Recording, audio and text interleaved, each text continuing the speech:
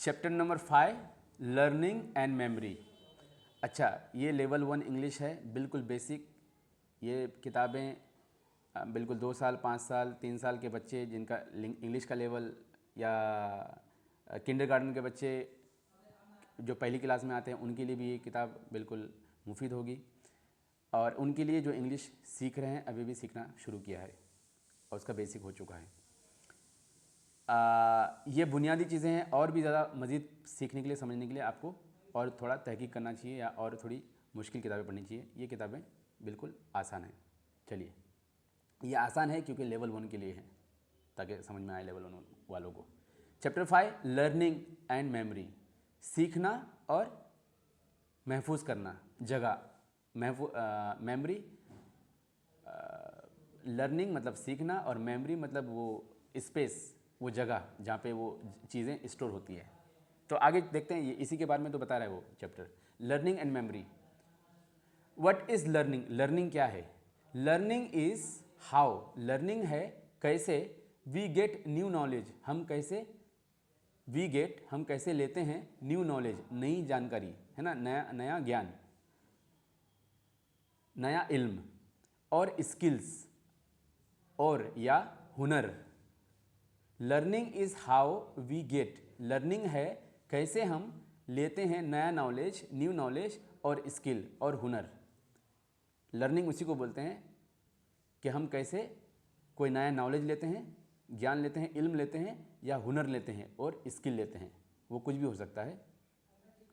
तो इसके ऊपर भी पूरा साइकोलॉजी का कि बहुत सारी किताबें हैं, बहुत सारे बहुत सारी चीज़ें डिस्कस की गई कि इंसान कैसे सीखता है, उसके सीखने की अलग अलग, इंसान के सीखने की क्या क्या प्रोसीजर्स होते हैं। नॉर्मली एक इंसान किस तरह सीख सकता है। ये सब ना स्कूल कॉलेजेस को पहले ही करवा देना चाहिए, ये सब पढ़ाई, ये सब एनालिसिस, ये सब असेसमेंट, ताकि उनको समझ में आए कि बच्चों को कि कैसे सीखना चाहिए, और उस बच्चे को सीखने के लिए क्या क्या चीज़ें हमें उसे फ्राइम करनी चाहिए, देना चाहिए, ताकि वो आराम से सीखें। बहुत सारे लोग होते हैं जो अलग अलग तरीके से सीखते हैं। मैं उनमें से हूँ जो सबसे आसान तरीके से सीखना पसंद करता है, विजुअलाइज करके।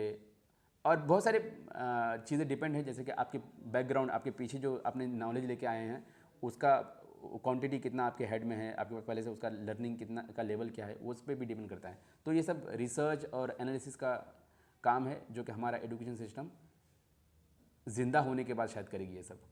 What is memory? मेमोरी क्या है ना? Memory is how we remember things we learn. Memory है, मेमोरी है, इज़, वॉज, वर्ड, आर, ये होने को बताते हैं ना, बीइंग को बताते हैं, बी, होना। मेमोरी है हाउ वी रिमेंबर, कैसे हम याद रखते हैं, रिमेंबर याद रखना, थिंग्स चीज़ों को, वी लर्न हम जो पढ़ चुके हैं। मेमोरी है कैसे हम चीज़ों को याद रखते हैं जो पढ़ चुके हैं, वी लर्न हम पढ़ चुके हैं। रिमेंबर थिंग्स, सो याद रखते हैं चीज़ें, वी लर्न हम पढ़ चुके हैं। तो सिंपल होगा, हम जो पढ़ चुके हैं उसको याद रखते हैं। एग्जाम्पल है दो, I learn psychology by reading books. मैं साइकोलॉजी पढ़ता हूँ, सीखता हूँ बाय रीडिंग बुक्स, बुक को रीड करते हैं। दूसरा है ना, देखिए लर्निंग का यहाँ पे एग्जांपल दिया है, रीडिंग बुक्स के से लर्न कर सकता है। बहुत सारे तरीके हैं ना लर्निंग के, उसमें से एक रीडिंग बुक है, और पावरफुल है reading books, book reading. I remember my teachers name, मैं सेव रखता हूँ, ध्यान रखता हूँ, याद रखता हूँ माई टीचर्स नेम, मेरे टीचरों के नाम। तो उसको याद रखना, उस चीज़ को याद रखने को यहाँ पे रिमेंबर बोला गया है, ये मेमोरी में सेव हो गया है दिमाग में। तो इस तरह से हम चीज़ों को दिमाग में, मेमोरी में सेव करते हैं। उसका एग्जांपल है ये कि मेमोरी में कैसे चीज़ें रिमेंबर होती है, चीज़ें क्या रहती है, वो रिमेंबर रहता है चीज़ों के बारे में सोच के, हम जो पढ़ चुके होते हैं। चलिए आगे बढ़ते हैं।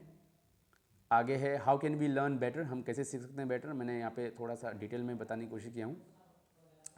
How can we learn better, हम कैसे सीख सकते हैं बढ़िया, वही जो हम इससे पहले बात करने की कोशिश कर रहा था।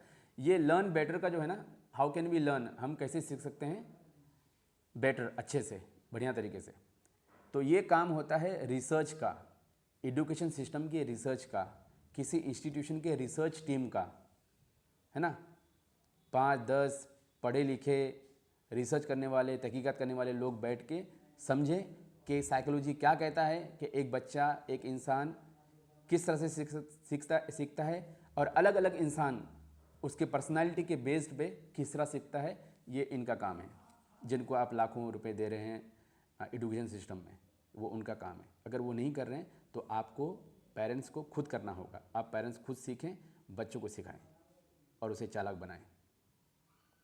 तो आप डीप सिप का इस्तेमाल करते हैं। आप अगर एडल्ट हैं या एक लैंग्वेज में आपको पहले से कमांड है, आप जिस लैंग्वेज में कमांड रखते हैं, आपका मदर टंग जो भी हो, पोर्चुगीज़ हो, फ्रेंच हो या अरबिक हो, हिंदी हो, उर्दू हो, जो भी हो, आप उसका इस्तेमाल करके आप जेमिनी का इस्तेमाल करें, चैट जीपीटी का इस्तेमाल करें, डीप सी का इस्तेमाल करें। इनका इस्तेमाल करके, या किताबों का इस्तेमाल करें, किताबें पढ़ें, ई बुक पढ़ें, तो उससे आप चीज़ों को सीखें।